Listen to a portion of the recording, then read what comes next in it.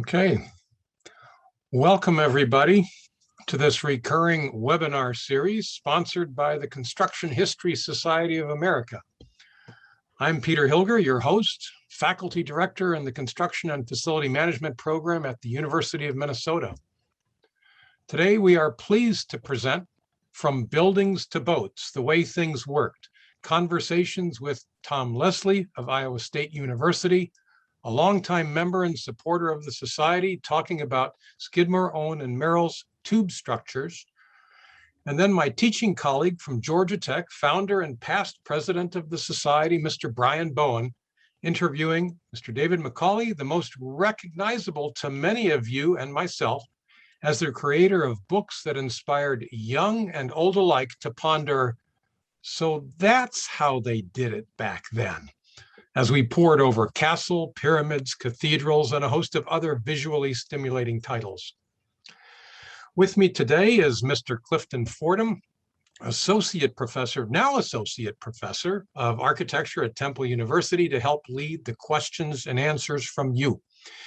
Please feel free to place your questions into the Q&A chat, or feel free to make comments in the chat window so we can monitor those as we go forward. I'm also joined by and indebted to Ms. Melanie Fierst, our executive director, who will follow up with you after the presentation with handouts. Also, my colleague here at the University of Minnesota, who prefers to stay in the dark, Mr. Paul McLagan, is manning the controls so things don't fail miserably by my hand.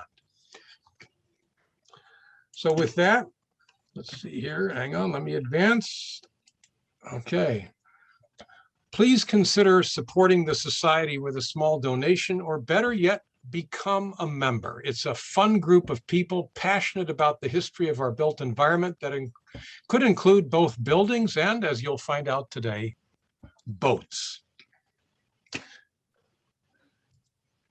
So with that, let's roll. Tom, we'd like to hand over the controls to you to tell us about the secret history of Skidmore, Owens, and Merrill's tube structures. So with that, I'll stop sharing and let you take it away. All right. Well, thank you very much, Peter. I'm absolutely delighted to be part of this. And I am one of those people who grew up with David's books. David, I blame you for my choice of career field, and I still have, in fact, many of your books on the shelves behind me. My current project is to extend the work that I did for my 2013 book on 19th century and early 20th century Chicago skyscrapers, and look at how many of the same forces shaped the equally famous post-war skyscrapers, and in particular, the towers of Skidmore, Owings, and Merrill. This has led me down some interesting paths, and one of the places that it's led me is to realize that there were other tube structures that were built both in Chicago and elsewhere that both took on the principles that SOM had pioneered, in some cases preceded them, and in some cases did slightly more with them. And I'm having a little bit of, I'm going to get out here and try to come back in and see if I can get my my slides to work a little bit better here.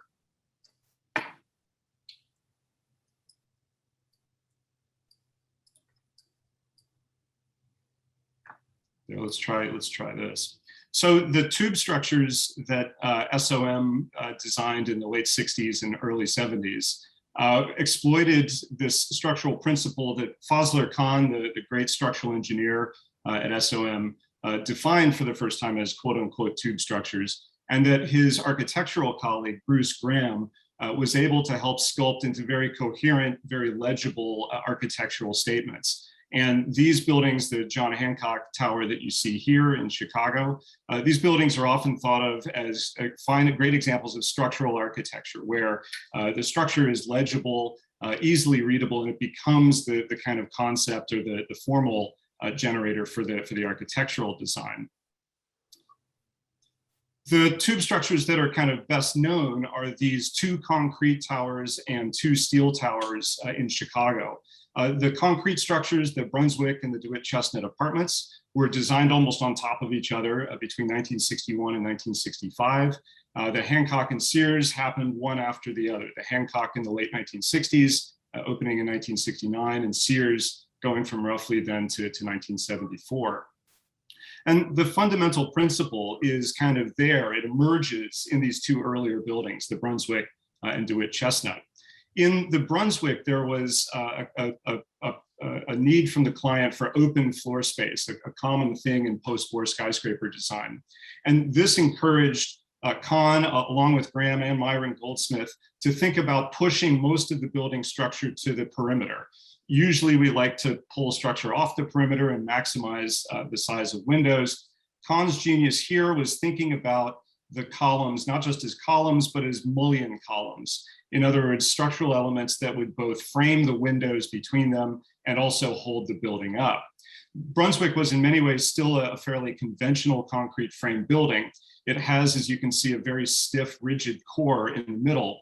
And Khan described the real structural behavior here as shear wall, core, frame interaction. In other words, the rigid frame on the outside is doing some of the work.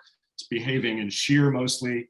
The shear walls around the core, kind of paradoxically, are acting more like a cantilever. And when these two are put together, Khan said there was a synergy where one would work where the other one was weakest, that would give you this overall strength against wind loading in particular. Brunswick is also famous for this two-story transfer girder down at the main floor. One of the problems, of course, is if you have enough structure on the outside and it's closely spaced enough to do what Khan was proposing, it limits what you can do at the ground floor. And here you can see the idea was to collect all of those little column mullions, spread them out through a transfer girder, and bring that down through a handful of piers at street level. Here, I should say, Jack might be in the audience. Jack Strait, who's been my undergrad research assistant for a couple of years now, is carrying on the tradition that we've got at Iowa State of students chipping in and using drawings, press reports, things like that to construct these digital models. So these are in progress, but they're good enough that I think they offer a hint of how the structure is behaving and how it's integrated with the architecture that's important. So here you can see the Brunswick, the shear walls are in green. The columns around the corner, around the outside, come in two sort of flavors: shallow columns that form the typical window mullions and columns, and then these red ones that are linked through the floor structure more robustly to the core in the middle, that do most of the work of transferring the wind loads from the exterior to the shear walls. Now, at about the same time, a tall apartment building in Streeterville, Khan and the engineering team at SOM were faced with a slightly different problem. In an apartment building, there's no place for a large multi-elevator shaft core like they had in Brunswick. And so Khan was faced with the question of how could you provide a tall apartment building with enough gravity resistance and enough wind resistance without actually having a core, without relying on the interaction between the exterior skin and the core of the building. And this, in Khan's telling, was really the first pure tube structure, where for wind bracing, he relied entirely on that perimeter structure. And you can see that there are columns sort of scattered throughout the middle that help hold up the middle of the floor plate. But the floor plate is thin enough that there's no way for those columns to help resist the wind loading. And instead, all of the lateral forces are taken up by the structure on the perimeter. Now, an interesting sort of phenomenon that comes out of this is what Khan called shear lag, where basically the long sail-like walls of the apartment building are behaving, they're bending with the wind. They're flexible enough that it takes a little bit for the load to actually transfer from those elements into the corner columns and then into the short walls on either side that are actually doing the work. And he called this shear lag. And you can think of it basically if the building is kind of a little bit loose, that the wall is going to deflect first and it's going to pull the sidewalls along with it all of a sudden. This, as you can see from the diagrams, creates unanticipated forces in the corners. And Khan, as a result, turned to what we usually think of as an architectural idea, the re-entrant corner or the thicker corner column to handle those extra shear loads. In a pure gravity system, the corner columns are actually carrying half the load of most of the perimeter columns. Here, though, in these tube systems, they have to be twice as robust to handle the shear lag phenomenon that Khan discovered. And here you can see in Jack's model, all of the structure on the outside, which is doing the work of wind bracing. And you can see the integration with an air conditioning unit at the windows. Now, what's sort of fascinating about this is that the columns and the girders have to have a robust connection. So the girders have to be slightly oversized. The columns have to be slightly oversized to get a really stiff moment resisting connection. This gives them basically, you can either think of it as a network of very tightly connected columns and girders, or you can think of it as a giant concrete shear wall with large windows punched into it. And Khan's genius, I think, was being able to go back and forth, to go from thinking about these as individual discrete elements and to sort of back out and see the larger sort of macro functionality of the structure. It's a giant cantilever sticking out from the ground. Now, these principles got extended to almost record-beating heights in the Hancock Center from 1964 to 1969. And this building is often compared to the Eiffel Tower for the cross bracing that very clearly does a lot of work of resisting the wind. It's like a truss turned up on its end to take the wind loads diagonally down to the ground. But importantly, it's also a tube structure. Khan called it a trussed tube. And what that means is that the cross bracing, unlike the Eiffel Tower or unlike skyscrapers of the 19th century, the cross bracing isn't its own discrete system. The cross bracing is actually fully integrated with the beams and columns and girders of the exterior perimeter structure. And what this means is that the loads coming down the columns of the Hancock have an opportunity to spread out. And if there are localized gravity loads or localized wind loads, the integration of the diagonals with the columns and beams actually spreads those loads throughout the entire structure. And this is what gave the Hancock its sort of uncanny lightness, the least amount of steel per square foot in a post-war office building anywhere. A very, very lightweight system and a very efficient one. And Khan noted a couple of things. One was that the corner columns had to be robust, not only because they were transferring the shear lag around the corner, just as in Chestnut DeWitt, there's no shear core in the middle to stiffen the center of the floor plate. But the diagonals actually distributed the load so efficiently that the corner columns are carrying more load than the columns in the middle, which is the kind of reverse of what you would expect in a typical frame building. The other interesting thing is that the horizontals at the foot of each cross brace are actually in tension. They're restraining the ends of the cross bracing from flying out and actually acting as tie beams that hold the building together and allow the structural loads to flow down the skin on the outside. And then the greatest tube structure, the one that is probably best known as a tube structure, is Sears Tower. And Khan and Graham both described the structure of the Sears Tower as a bundled tube. So taking basically 9 straws, square in cross section, and tying them together so that they behave as one. This is a principle treating the building like a giant column. Leonardo even wrote about this in the 15th century, that if you tie straws together, they behave much more robustly than if you spread them out and load them individually.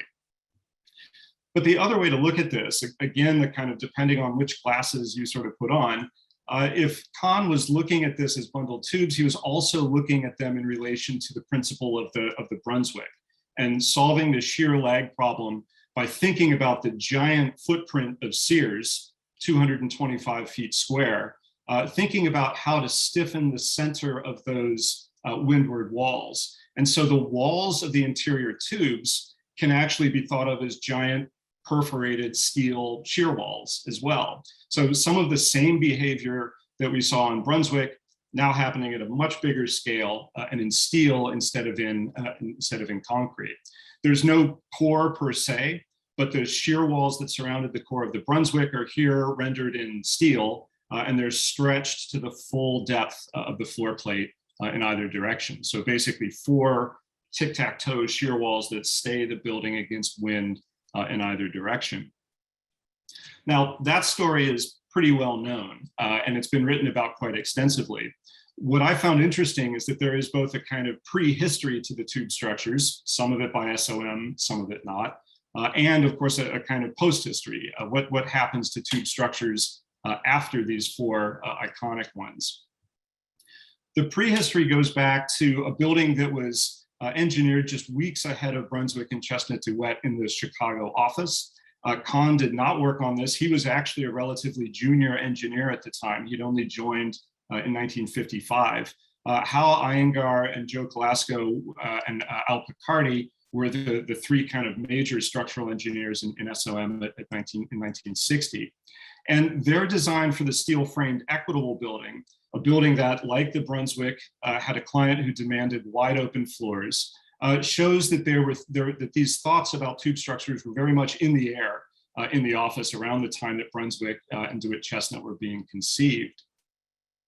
Hal Iyengar has a great oral history in the Art Institute of Chicago, and in it he talks about the Equitable as being somewhere between a framed building, a traditional framed building, where the stiffness is taken up by moment joints throughout the structure, and a tube structure where that is kind of imploded onto the exterior skin.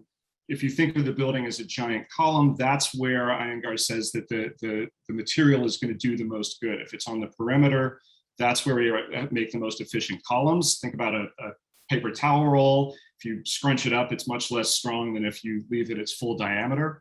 And so Equitable was, in Iyengar's telling, a way of pushing that structure out to the perimeter.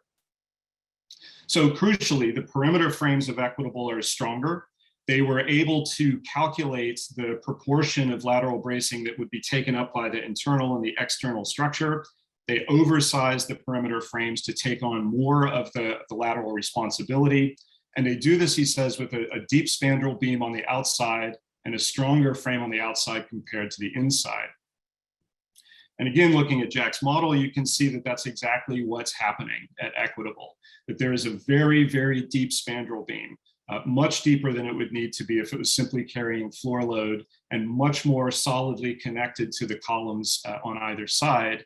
That's making Equitable behave sort of like a giant hollow column.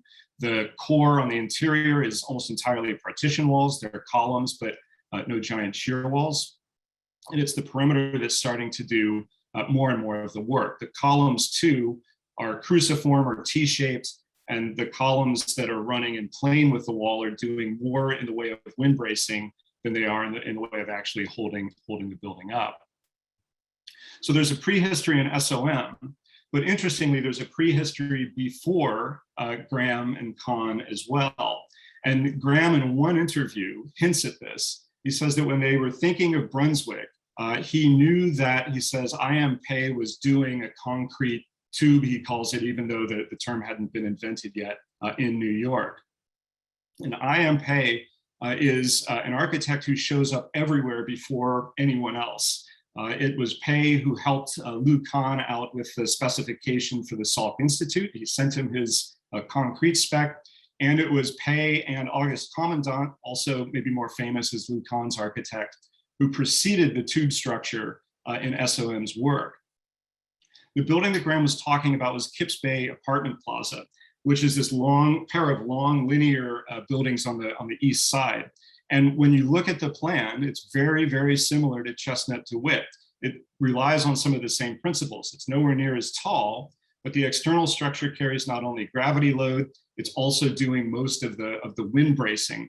And we know that because looking at the building closely, the construction shot on the lower right, you can see that it has these very characteristic rounded corners that Pei used in many of his tall buildings. And that is a way to reinforce that joint, to ease the joint and to allow it to act as a moment connection where the girder and the column are tightly linked and don't rotate relative to one another. Now, Pei and Komendant also designed a low-rise or mid-rise building here in Chicago, the University Apartments, which were part of the Hyde Park redevelopment in 1958 to 1961. And you can see the windows are haunched, so the connections between the edge girder and the column, again, are thicker, deeper, able to take on more moment resistance. Now, I am not the kind of historian who says, oh, there was a building in Chicago that sort of presaged the tube structure, and therefore Khan must have known about it and picked up and used it in his own work. In this case, though, I think that's pretty safe to say.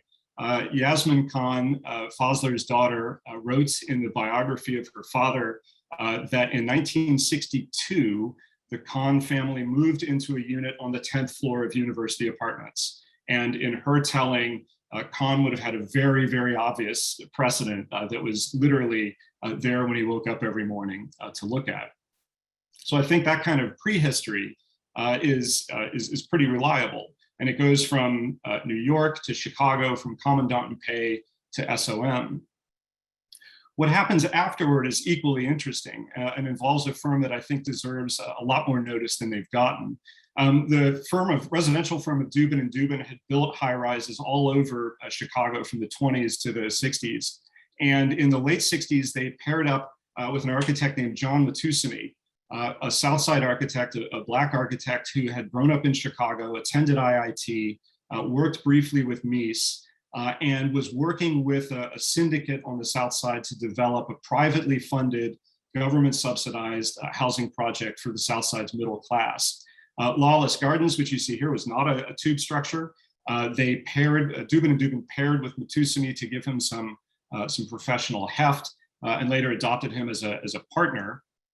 This building, incidentally, won one of the AIA Chicago gold medals in 1970, beating out the Hancock, among others.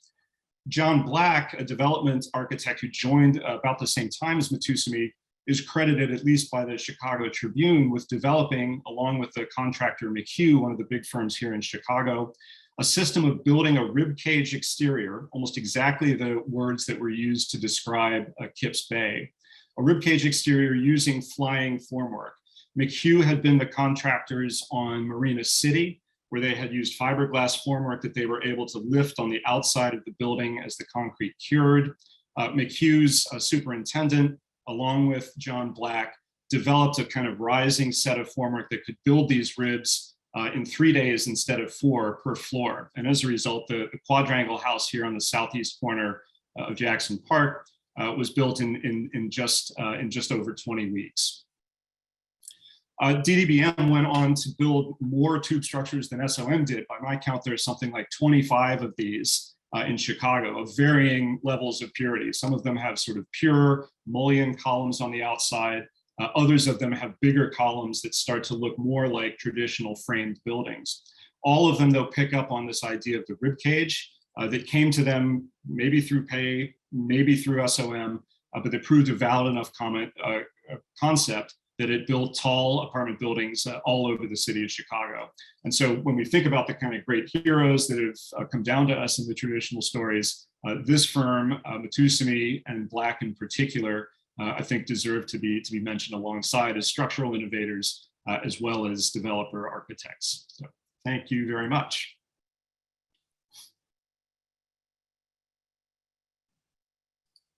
Thank you, Tom.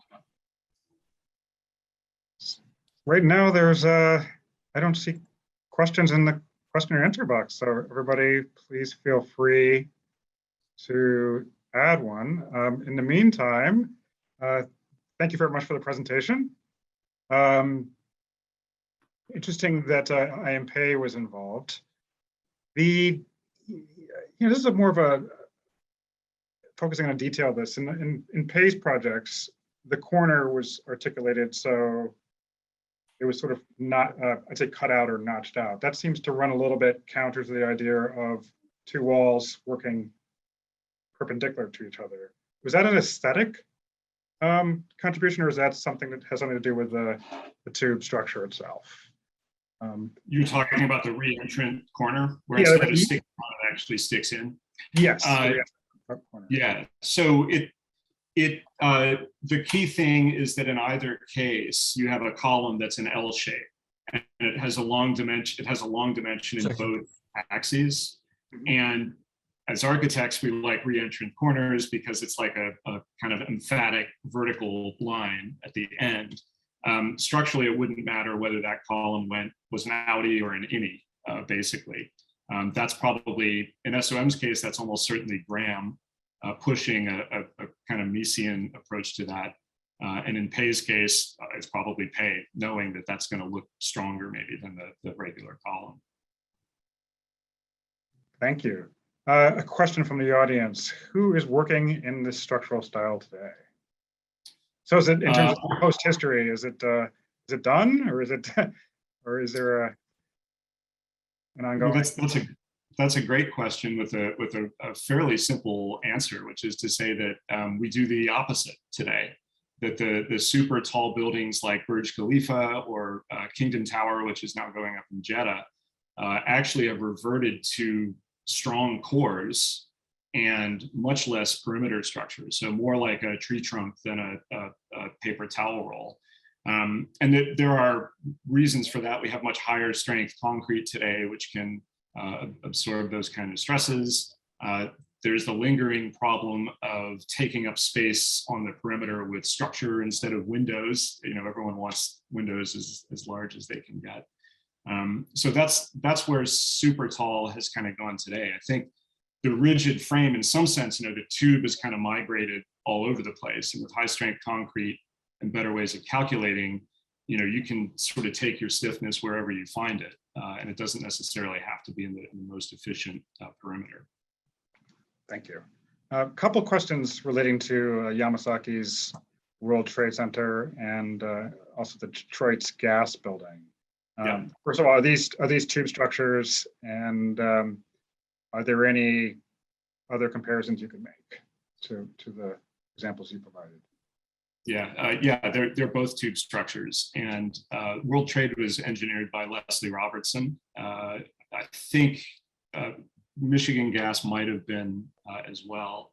And Leslie Robertson was always very generous. You know, the way I heard him describe the kind of competing claims for the tube structure was that there were a lot of engineers working on this kind of thing, but Khan was the one who came up with the name.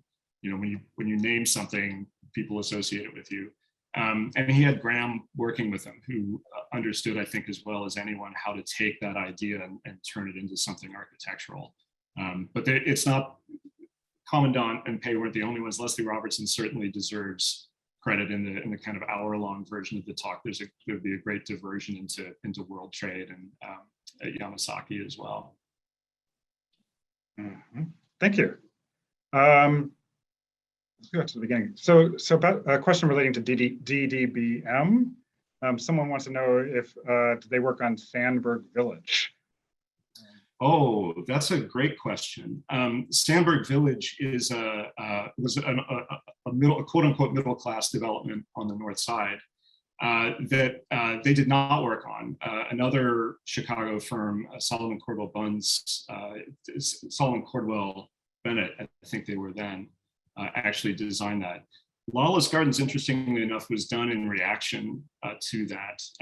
The idea was that, you know, these were urban renewal projects that were going on what the city had called slum sites, and they were displacing people who'd often, you know, lived in the neighborhood for generations. Lawless Gardens was designed as a homegrown development, so it was all South Side investors, and it was done actually in reaction to the displacement that had occurred with Sandburg Village. That they didn't see it as a gentrifying project. They saw it really as something that would reinforce some of the patterns that were on the South Side. Very, very similar in terms of program and building type. Also very similar in the way that it was private funding with federal subsidies through mortgage insurance. And you know, the two of them to me are they're kind of stylistically and I think ethically kind of two sides of the same urban redevelopment coin, at least in Chicago during the period. Thanks, Thomas. One more question before we move on, and this is from Kathleen Wheeler. I haven't been mentioning the names of individuals. Hopefully they forgive me. This one is, how does the tube structure system impact foundations? So you described the structure coming down to the second floor transfer beam. In particular terms, and the follow-up is in particular in terms of Chicago. So right. Yeah. So, you know, here in Chicago, we don't really have ground until you're about 80 feet below the surface, right? The soil here is some mixture of the lake and not the lake until you get down to bedrock. And one of the reasons for the transfer girder, or one of the reasons that the transfer girder made sense at Brunswick, was that it meant they only had to drill, 12 caissons down to bedrock. So, once you get the drill going, it almost doesn't matter how big it is, right? The concrete and the rebar are fairly cheap compared with the labor of setting the machine up. So there's always a kind of idea about trying to dig as few caissons as you can. The tube structure, of course, is about as many columns as you can get on the outside. So in every one of these cases, there has to be a way to collect all of those loads and take them down the 80 feet to bedrock. Hancock, as some of you may know, is a great story about the perils of doing that and what can go wrong, but maybe we better save that for another webinar. Excellent. Thanks, Tom. We have, we're looking forward to hearing more about this building type from you in the future. Thanks a lot. I'll try to answer some of the chat questions as well here. Yeah, Tom, thank you. I greatly enjoyed that and appreciate it. And also, I'll tell you that I appreciated your students' graphical representation of the tube structures. Kudos to all of your students for doing that research support. And it's maybe a different type of drawing than what we're about to talk about. So it's now my pleasure to sail on over to Mr. Brian Bowen to chat with Mr. David McCauley in his Vermont studio. I think they're, the two fellows on the screen there, that's who they are, to talk about buildings and boats built to last. So Brian, David, take it away. Yes, thank you, Peter. Well, it's a wonderful pleasure to be here in the Macaulay studio in Norwich, Vermont, close to the Norwich Inn. Of course, both of us having been born in England, we would want to pronounce that Norwich, not Norwich, but that's what it is. Anyway, and it's in central Vermont over the east towards New Hampshire. The Connecticut River is nearby, which defines the border, and just over the road here, David assures me only a minute and a half away is Dartmouth, the famous Dartmouth University in Hanover. The landscape here in Vermont is spectacular at almost any time of the year, but this particular time is a treasure. If you've never been to see a fall in Vermont or New England, you've got to put it in your bucket list. Trees are just beginning to turn, temperature is modest, and it's quite a place to be. So I'm here to introduce a man who frankly needs no introduction really, but I will mention a couple of things that perhaps will contribute to his interest in historical construction. David was born in England. His father was given a job in New Jersey, and David and his siblings and his mother traveled over to this country on the famous USS America. No, United States. United States, I'm sorry. The United States, and which has been the subject of one of David's more recent books. Just a couple of bits and pieces. He went to school at RISD in Provincetown, Rhode Island, and took a degree in architecture. After that time, he traveled quite extensively in Europe. And of course, having been born in England, surrounded by history, it's almost impossible to not have a particular interest in that subject. So his wonderful works have concentrated on how things work, how things come together. We've only got a relatively short time to hear him, and I hope we can persuade him to come back to talk in greater length about some of his work. So I've asked him just to concentrate on his first book, published in 1974, on Cathedral, one of his most famous books, which has subsequently been updated several times, I think. And then whatever time we've got left over, he'll touch on some of his other books, which many of you are already familiar with, and we'll take it from there. All right, thanks, John. Yeah, let me go back to cathedral and to my to pre-cathedral a little bit, and to my my life at RISD. I studied architecture because as I looked through the RISD catalog in 1963 as a senior in high school, it looked like the most sensible profession of all the things that were listed. It never occurred to me to look at, you know, sort of the fine art stuff and so on, because I wasn't sure that was really too sensible. Architecture, on the other hand, what could go wrong?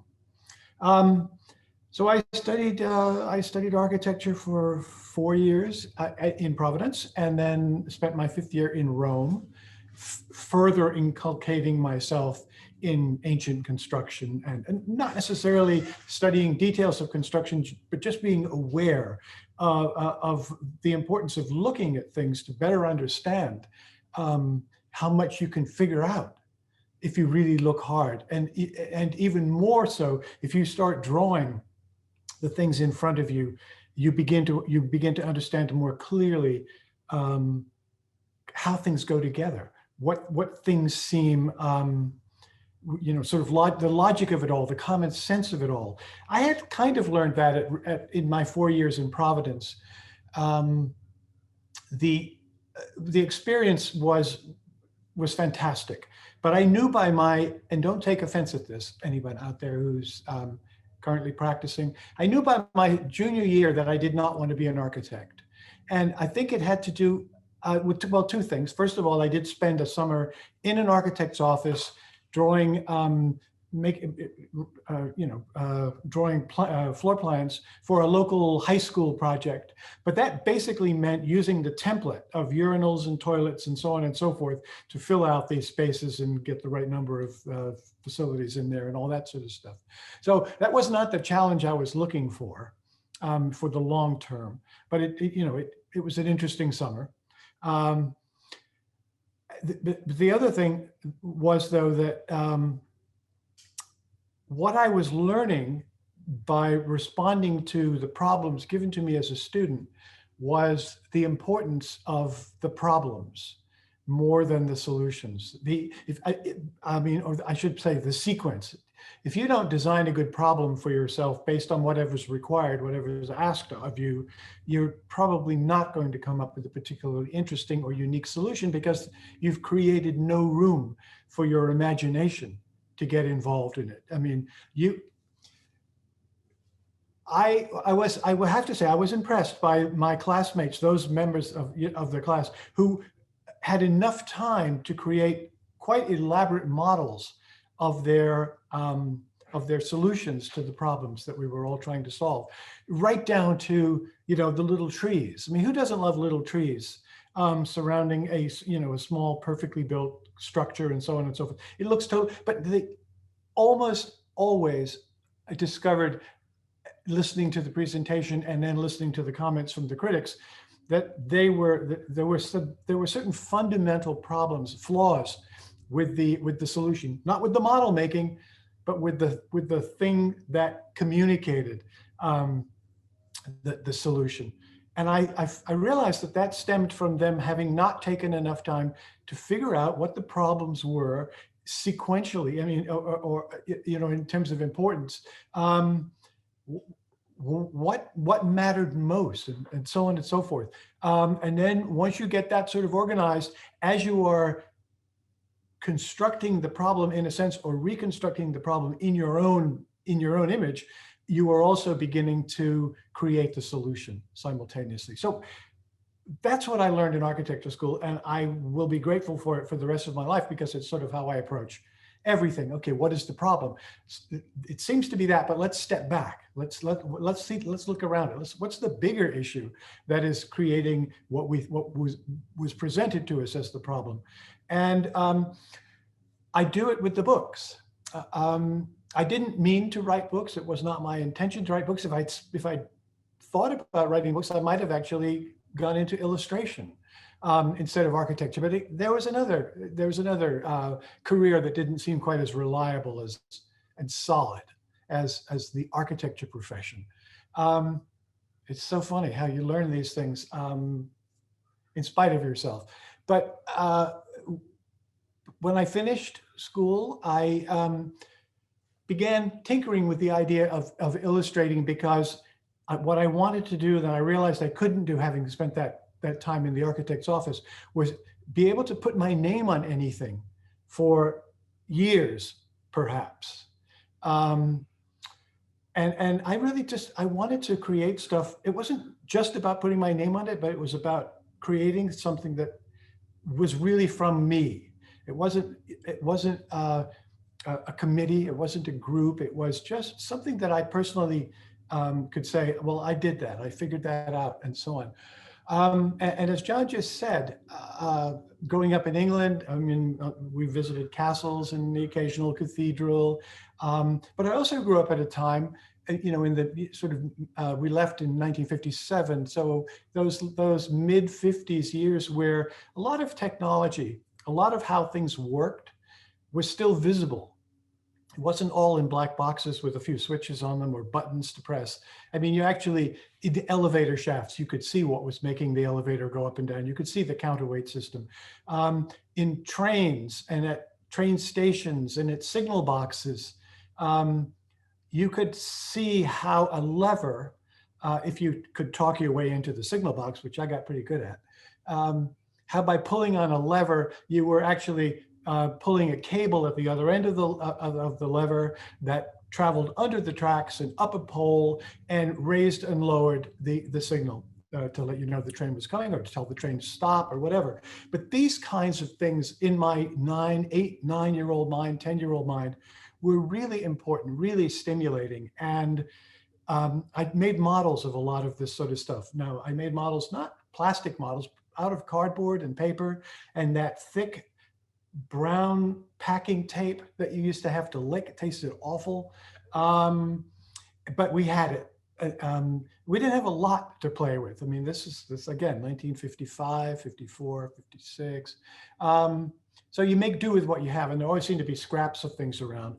A couple of reasons for that. My parents were both makers of things. My father, while he worked in the textile industry with these big, high-speed knitting machines, was the guy who built stuff for what we needed. We needed shelves for our 7 books. He built the shelves that would hold our 7 books. Most of those books were about the Queen, but and a couple of Hans Christian Andersen, I think, was in there, and maybe Grimm's fairy tales. And then one of the cathedrals of Bath and Wells, the churches, the sacred structures in Bath and Wells. And my mother was a sewer and a knitter, and she entered cooking contests from time to time, like an annual event at the local church. I was surrounded by people who made things from scratch. There weren't kits, there weren't fully assembled things they figured out what had to be done. They figured out how the problem was going to be solved, what the problem was, and then went about accomplishing their goals. The only bad news, in terms of my mother's cooking, is that if things didn't work out, we had to eat them. We had to eat them, basically. And she did make a cake at some point that Tom could probably talk more knowledgeably about the structural integrity of this cake. Wind would have had no impact on this cake whatsoever. All because there was a single massive floor slab going right through the center of it. But we had to eat that whole thing. It was grim. But that's the only sacrifice I can think of that did not work in my favor particularly. So I grew up with my eyes open. I spent a lot of time outside. We lived in a small house, 2 rooms on the first floor. That was tremendously helpful. We did have a television after a while, I think probably 1958, a small TV with children's programs on from 4 to 5. And then it was off for a while. And then the adult programs came on 7, 6, whatever it was. And we only got the BBC. We didn't have ITV. So I wasn't influenced in much of a way by television until we got to the US, and then it was a whole different ballgame. But by that time, I was almost 11, and my childhood, even at the time, I sensed my childhood is over. And it turned out that it was a great childhood. The bottom of the street were some woods, not a lot of woods, but enough woods, and a little stream that ran, sort of at the bottom of this culvert. And my imagination was at work all the time, going to school, coming back for lunch, going back to school after lunch, coming back home, always through the woods.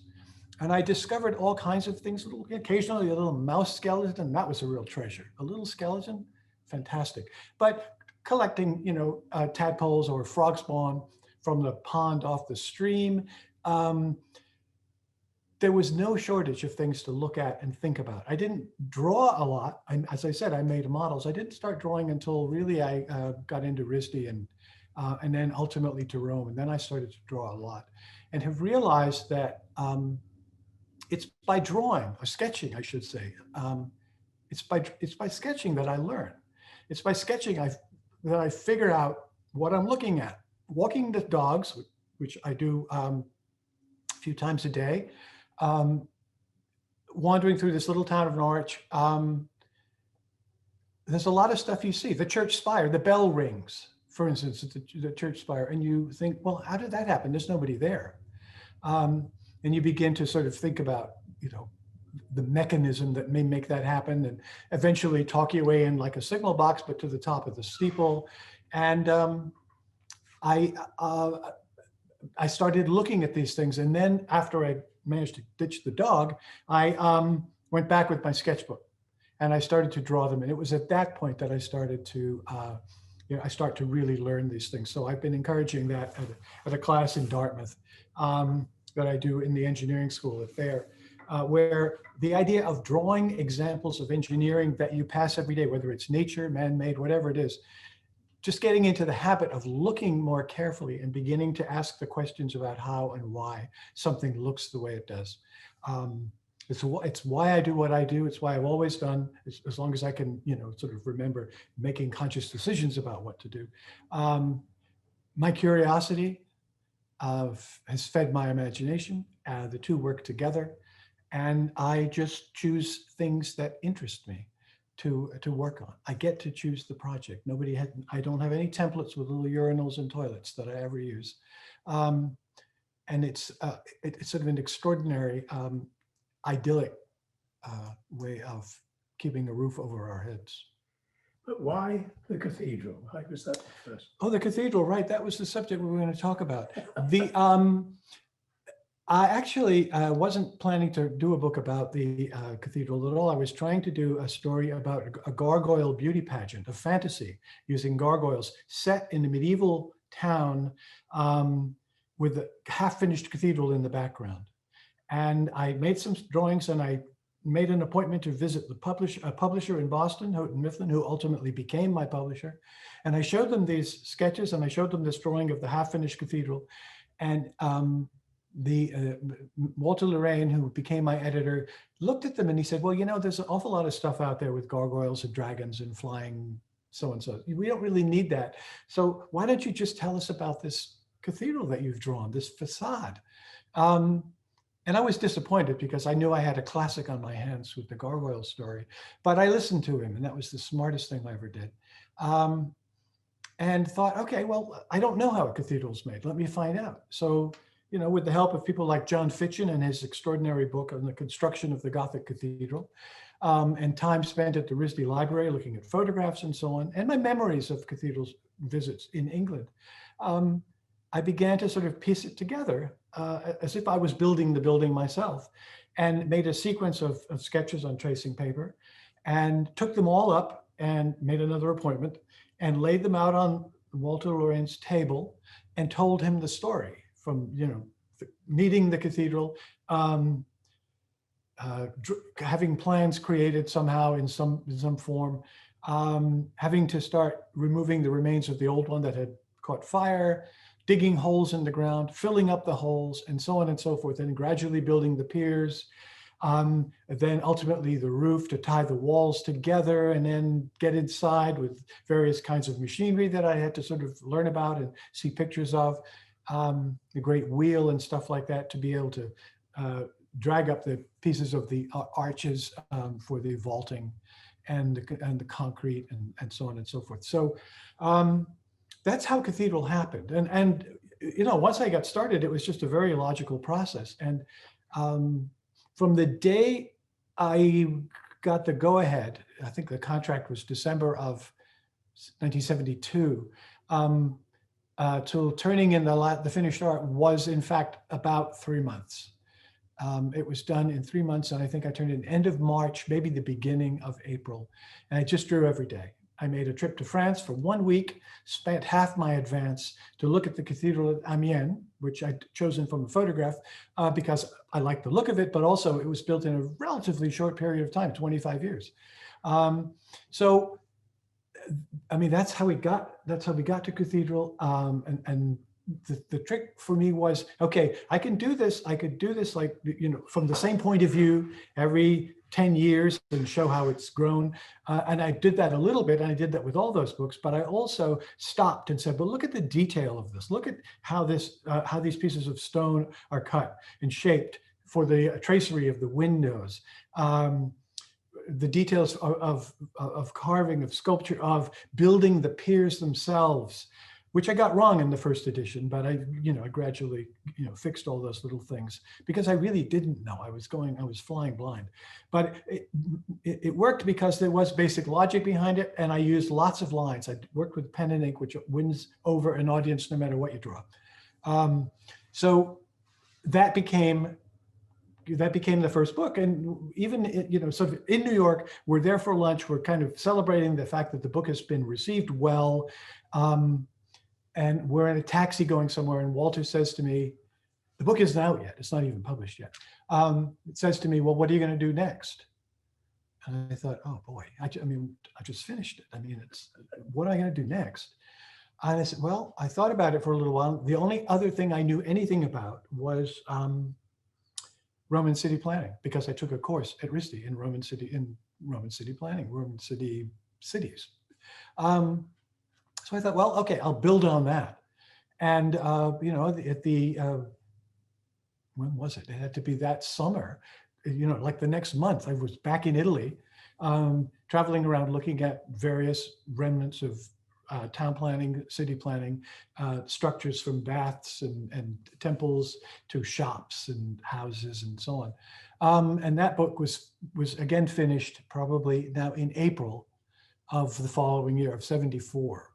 So they went quickly, and what I would do is just nothing but concentrate on these projects and draw all the time, sketching and then drawing and making that, and just getting better at it. So that's how it all started. Well, thank you for sharing with us how you actually got into this, and at least some of the initial work that was involved in getting the cathedral out. Before we need to leave a little bit of time, I think, Clifton, for some questions, but just one last question. Sure. Is what's on the books now? 2 books simultaneously, which is something I've never attempted to do before. The first book is about math for kids, and the second book is about the earth and how it works for everybody. That's not due for 2 years, but it'll take me every day between now and then to get especially the earth one. But math will go more quickly. That's what's next. Oh, thank you. Well, Great. So thanks very much, and I do hope that we can persuade David to come back and talk to us at one of our more regular meetings at another time. So With slides. with slides, yes, there's another story behind that. Clifton? Yes, thanks, Brian. David, this is such an honor, and I recall your books growing up, and Oh, good. I'm sure it played a role in my becoming an architect, and also one that's interested in history of architecture. I had a personal question before. We have one in the audience so far, but you mentioned trace and drawing, and those are ways of doing early drawings. But I suspect the drawings in your book are pen and ink on drawings. Yeah. And so, can you describe a little bit about why you ended up working in ink, and maybe even some of the style choices that you made? Yeah, sure. Those are very elaborate drawings. Sure. Well, one of the influences, one of my, having not ever thought about becoming a bookmaker, an illustrator, a children's book author illustrator, Maurice Sendak was an influence, and his book Higgledy Piggledy Pop, all black and white, wonderful, very fine croquill line work and so on. There was that influence, but there was also the influence from high school, where I learned that, as I kind of alluded to, if you can work with pen and ink and make drawings with all those lines in them, you can impress anybody. I mean, it's that simple. People are impressed by lots of lines, and so I thought I'd just try to get a little better at it, And the first one, Cathedral's a little crude in many ways, but over time I did begin to become more confident and capable in that medium. And then I stopped doing it because I realized this is going to take me the rest of my life, and I'll only do 6 more books, even though the first ones were such short periods of time. Because as you get better at it, you become more demanding of yourself, and so it was really a combination of showing off, which was a big thing in high school, and imitating illustrations of people whose work I admired. And it looked a little old-fashioned. It looked, sort of like it was going to last for a while. It wasn't spontaneous, which is ultimately the reason I sort of stopped doing it. It was hard to be spontaneous when you have to control, all those lines and just maybe change the direction slightly to create a texture. So that's it. That's the answer to that, really. And as I said, I don't do it anymore. Life is too short. Great. I have a follow-up question, but I want to take one that's pretty long from Evan.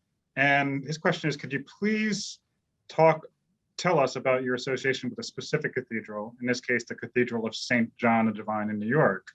For background, I was doing some research on the cathedral several years ago, and as a childhood fan of your work, I was just thrilled to discover a pamphlet that you had illustrated in the 90s, I believe, as well as some correspondence between you and Dean James Morton, and have since wondered how you came to do this work for the cathedral and what you thought of the place. My wife and I were lying on the bed watching Masterpiece Theater, probably Kenneth Clark, not Masterpiece Theater, but definitely PBS. Sunday evening, 7 o'clock, whatever it was, the phone rings. It's this guy, Jim Morton, never heard of him, but he knows about Cathedral. And by the time the show ended, we were still talking. That's why I'm not clear on what the show was. And he said, come on down. We want to do a pamphlet to sort of help fundraise for the continued construction of the facade of St. John the Divine. And I thought, well, that sounds good. And that was the beginning.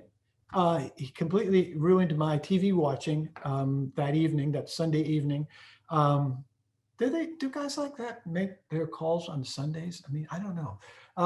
But anyway, he apparently did not take the day off, but getting to know him over the following years and to work on this project and to help him create this document that would be sent to people and promote the notion of finishing this cathedral and what it would take, what a big project. I mean, so like going back 700 years. And I mean, that's how I got to know him, and we became great friends. And and he eventually, my third wife.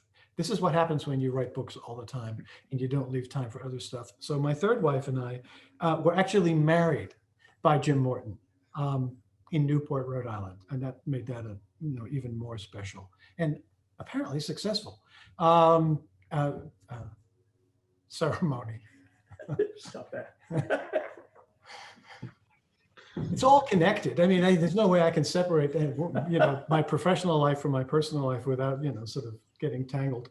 But anyway, that's so. Evan, I think that thanks for the question, and it's a great memory. I'm glad you brought Jim back to the fore. Great. Someone there's a lot of comments in the chat section as opposed to the questions answer, but someone triggered one of my questions that had to do with making mistakes, and this individual, Michael, says, I remember at a faculty exhibition at RISD, circa 1980, how gratifying it was to see that your drawings included whiteout. So I was wondering about that, with the ink. Did you incorporate the mistakes, or it seems like if you don't learn to incorporate your mistakes, I mean, if you're not building something that's meant to hold people up in the air 100 feet, where whiteout is not recommended. So, I mean, I have a much simpler challenge. It just has to last on paper. And if it's black and white, it's going to be, once it's recorded, there is no change in the whites.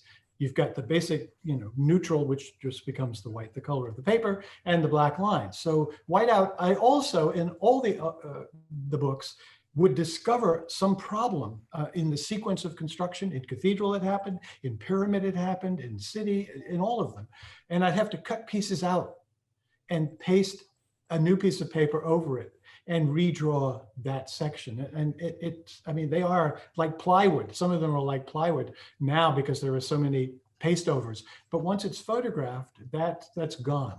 And you're just left with what look like clean, totally controlled from the beginning black lines, which of course is a lie. But I was happy to go with that. And the one bad thing that the questioner may or may not have noticed, and it may have been a later book, was they used rubber cement to paste these things together. So it's been almost 50 years since the first book.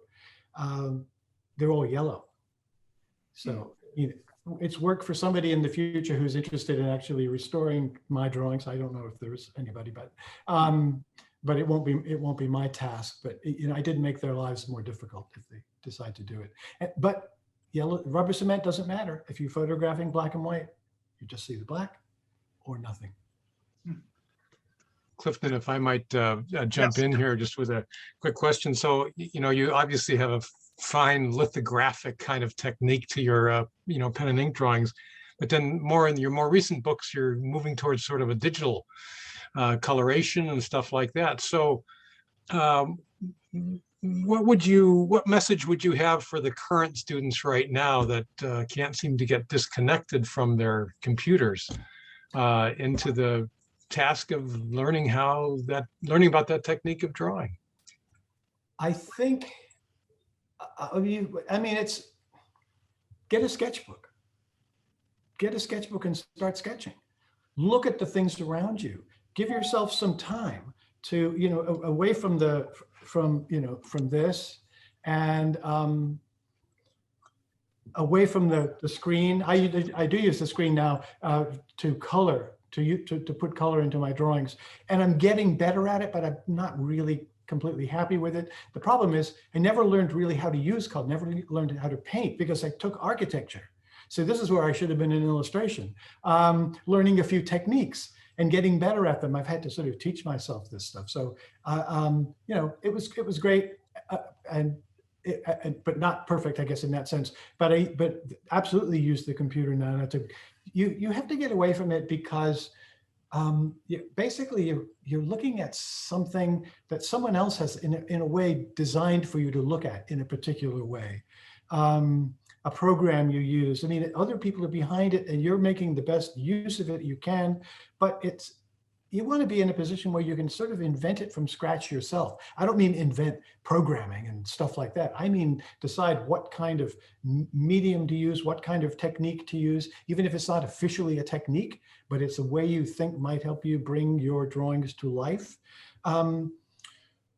And that comes from just developing some confidence with your ability to sort of use a pencil on a piece of tracing. I mean, I love to draw on tracing paper, and all the drawings for the last few books have been on tracing paper. So there is no original art for books like Crossing on Time, or even the new edition of The Way Things Work. They exist on tracing paper. I'm talking about crappy tracing paper. I'm not talking about high quality archival tracing paper. I don't think that far ahead. I want the stuff that just feels slightly greasy so that when you draw on it, the pencil or the fountain pen just kind of flows across it. And you don't think about the manufacturing of the mark. You're thinking about what you're trying to get across, what you're trying to understand, and what you're trying to figure out by this, through this crazy process of making marks on a piece of paper, which will ultimately give you the knowledge you need or the confidence you need to create some sort of a more finished image that you can present to people and say, I know this is as accurate as I can make it. You know, get away from the digital stuff, get away from the tablet, force yourself to do it. Get a dog, steal a dog, get a dog from a neighbor. Just force yourself out onto the street with a leash, and the dogs know what they're doing. They do not need your attention. In fact, they don't want your attention, but you want to take care of them. So you hang on to the other end of this thing, and then you start looking around. You have to force yourself, perhaps, to be. If you weren't lucky enough to have my childhood, and you know, and I got it, so I guess you didn't. You have to force yourself to sort of stop and look and notice, and it's only then that you begin to ask questions. And once you start asking questions, then I need to sketch. I need to start thinking, oh, well, how did that really go together? And make different trips, not always with the dog. To whatever it was, you know, a construction site, or the steeple with the bell and the clock in it, and the garbage truck and the dumpster across the road from here, which is, you know, hoisted up onto the back of this old garbage truck with a single cable that hooks to the back, and you watch these guys pulling levers and making this thing move, and it's a combination of their physical strength plus the you know, the logic of this machinery. To sort of make this, to get this weight upside down and in the right place. The dog loved that trip because the aromas associated with the dumpster were right up Stella's alley. I mean, she just was waiting for things to drop in the parking lot, little spillage here and there, the dog's favorite thing. Meanwhile, I was concentrating on, well, how do they connect this to what, and so on and so forth. So develop curiosity. And if you have young kids, help them, encourage curiosity in them, because it's the one thing that will change the way you see everything. And if you don't have curiosity, if you always go to another machine for the answer before you've really even asked the question, you're already behind the 8 ball. David told me that he's teaching a course at the School of Engineering. Yeah, teaching at the Thayer School. Sketching. Yeah, well, I make them sketch. Every student is given a sketchbook, but the whole point is that looking at simple things you might find in your kitchen, things you might find on the street, telephone poles and all that stuff hanging from the top. What is it all? You sketch it and you start to identify the pieces and the different elements, and the curiosity grows, and you never walk down the street again without noticing those things and recognizing when something's been changed, or when a new pole is going up to replace an old one because it's now bending like that. So that's what I do for the students in engineering at Dartmouth. I just want them to see better, because if you don't see, if you don't look, then you don't develop this curiosity that I'm talking about. And if you don't develop curiosity, you're not going to be able to define the problems, identify and define problems and design problems that you can then pick up on and create something that is yours.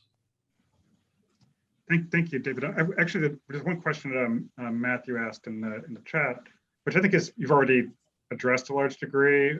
You described your childhood and observing mechanical activities, to some sort of the clarity of what you were able to play with as a toy.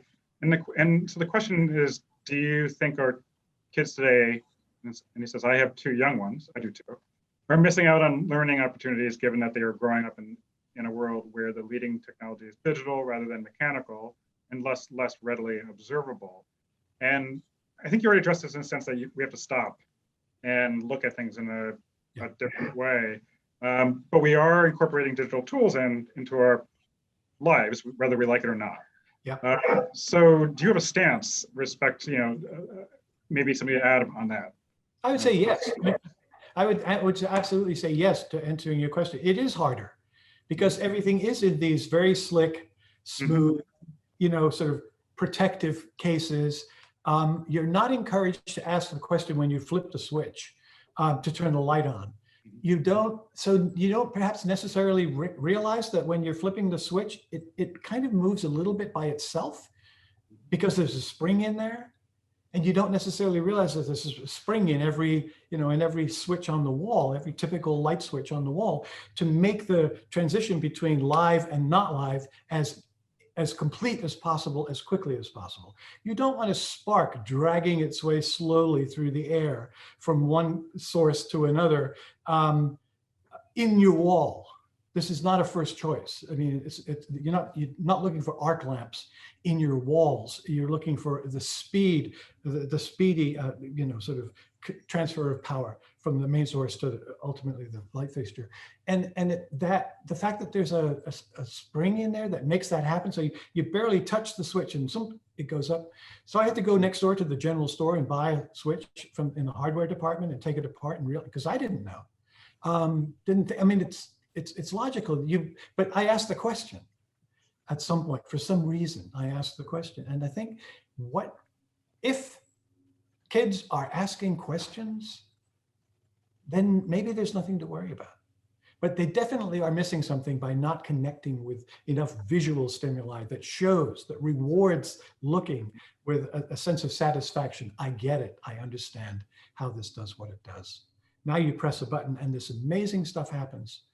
But you haven't. I think we have to also encourage the parents out there of an 8-year-old who's constantly asking the question, how does that work? For the parents to be patient and to encourage them to figure it out and to help them figure it out. Absolutely. They might also purchase a copy of The Way Things Work. Not selling that myself, but it just seems like a logical time to bring that up. But I mean, no, absolutely. Patience. I mean, we're all out of time. We're too busy, and kids are still trying to absorb and whatnot. That's a huge responsibility. And I wasn't always good at it. I've gotten better at it as the kids have, as I've had more children. But for some reason, my kids now, the 22 and 24, these are the youngest kids. I can't separate them from their screens. Mm-hmm. I cannot physically, pry their fingers off this device. So, and I don't know where I went wrong. So anyway, yeah, we just have to be wary and watchful and patient. That's really important. Great. Well, you talk about time, and I think we're pretty much out of time here right now. We're actually over time right now. Clifton, did you have a final remark? No, I think there were a couple of follow-up questions about drawing. I think we could hold those at this point. Yeah. We'll look for maybe a future second edition. So with that, I just would like to thank you, David, for coming on today. Also to Tom for coming on. Also for my backroom help. Melanie Fierst will get some more information out to everybody. I think this has been a terrific session, having learned much, and I would have to say David commiserated a lot with some of the same things that I was doing in my architecture school as well. So I do hope that you have all enjoyed this webinar. It has been recorded and it will be archived on our website. Again, we do hope that you will support the Society and its good work. Do consider becoming a member.